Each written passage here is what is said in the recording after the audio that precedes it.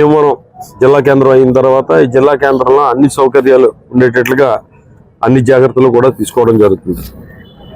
ముఖ్యంగా కూడా నిరంతరం కూడా ప్రజలకు అందుబాటులో ఉండి మరి అభివృద్ధి సంక్షేమం ఈ రెండు కళ్ళుగా చేసుకుని జగన్మోహన్ రెడ్డి గారి నాయకత్వంలో మేమందరం కూడా పనిచేయడం జరుగుతుంది.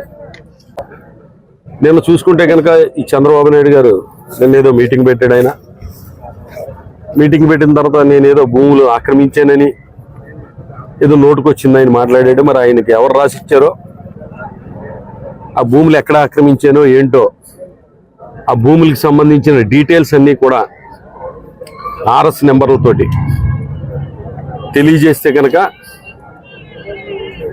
ప్రజలకు కూడా తెలుస్తుంది. దాన్ని అటువంటి ఏమన్నా ఉంటే కనుక నా స్వాధీనంలో లేని, నేను ఆక్రమించినవి అటువంటి అయ్యో వాళ్ళ దృష్టిలో ఏమున్నాయో అవి నాకు చెప్తే కనుక నేను వెళ్ళి చూసుకుంటాను. నాకు తెలియకుండా మరి నా పేరు చెప్పి మీ పార్టీ వాళ్ళు ఎవరన్నా ఆక్రమించుకుని నా పేరు చెప్తున్నారేమో.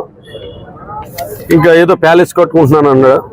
నేనేదో నాకు ఇల్లు లేదు ఇంతవరకును, మా తమ్ముడికి సంబంధించిన ఇంట్లో ఉంటున్నానని గతంలో కూడా చెప్పాను. ఇంచుమించు సుమారు 60 సంవత్సరాలు వచ్చినాయి, సొంత ఇల్లు లేదు కదా అని చెప్పి స్థలం కొనడానికి కూడా డబ్బులు లేక మా తాతల కాడి నుంచి వచ్చిన భూమిలో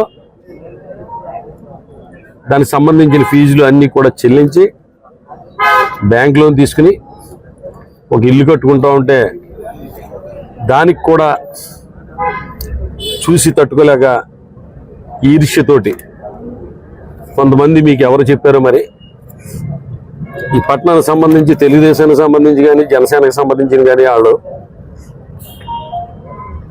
వాళ్ళకు ఉన్నది ఏంటంటే ఈర్ష్య. ప్రజల్లో కొంచెం అభిమానం పెరిగినా, కొంచెం ఆరోగ్యంగా కనబడుతూ ప్రజల్లో మమేకమై తిరిగినా, లేదా ఒక చిన్న ఇల్లు కట్టుకున్నా తట్టుకోలేని మనస్తత్వం చాలా ఎక్కువగా. అది మాత్రం భీమవరంలో ఈ తెలుగుదేశం నాయకుల్లోనూ జనసేన నాయకుల్లోనూ ఈర్ష్యభావం అనేది ఎక్కువగా ఉంది. ఆ ఈర్ష్యభావం తగ్గించుకుంటే మంచిది. ఎందుకంటే అలా ఈర్ష్య పడటం వల్ల వాళ్ళకే చెడ్డ జరుగుతుంది. ఎవరినో ఒకళ్ళు ఇల్లు కట్టుకుంటే దానికి సంతోషించాలి.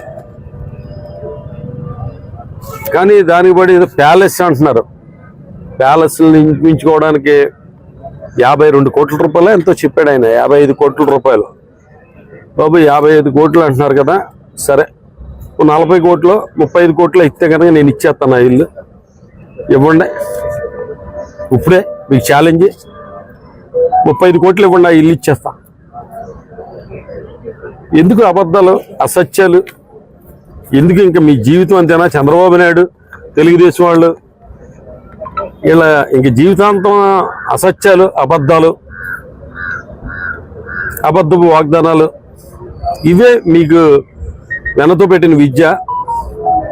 అవలేలగా ప్రజలు ఏమనుకుంటున్నారు, ఎటువంటి ఛాలెంజెస్ వస్తాయి ఏంటని ఆలోచించకుండా విమర్శించడం. నేను ఆక్రమించిన భూములకు సంబంధించిన వివరాలన్నీ కూడా వివరాలతోటి స్పష్టంగా ఆధారాలతోటి బయట పెట్టండి. అలాగే నా ఇంటికి సంబంధించి 52-55 కోట్లు చెప్పారు. ఆ 35 కోట్లు ఇవ్వండి, మా ఇల్లు నేను మీకు రాసి ఇచ్చేస్తాను. కొన్ని 35 కాదు 30 ఇస్తే కనుక నేను రాసిస్తాను. ఇక్కడ ప్రజలందరికీ కూడా నా గురించి ఏంటో జిల్లా ప్రజలకి, రాష్ట్ర ప్రజలకు కూడా తెలుసు. కాబట్టి మీరు ఎన్ని అబద్ధాలు ఆడినా ప్రజలు నమ్మే పరిస్థితుల్లో లేరు. అది గుర్తుపెట్టుకోండి.